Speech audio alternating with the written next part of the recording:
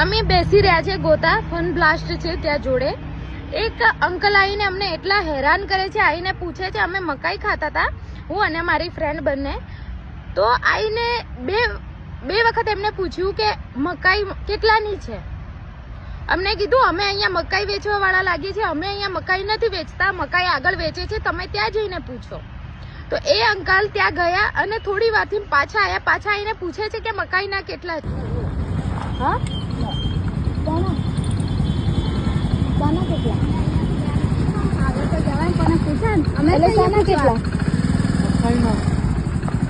અહીંયા તને અહીંયા મકાઈ વેચતા દેખાય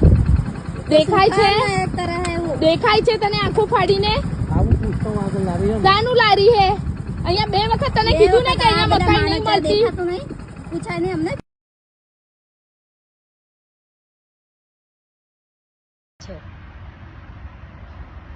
એમ અમદાવાદમાં બી અમે સેફ નથી. આટલા પૂરા કપડા પહેરેલા છે એમાં બી છોકરીઓને હેરાન કરવાનું.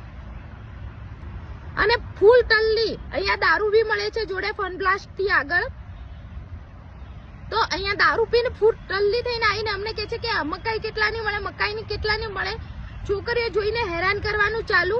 કઈ સાઈડ થી લાગે છે કે આ કપડા જોઈને અમે લોકો નાના કપડા પહેર્યા હોય ક્યાંય જઈને અમારે બેસવાનું બી નહીં શાંતિથી. પછી કે છોકરીઓ ગલત છે, છોકરીઓ ગલત છે. ક્યાંથી ગલત હોય?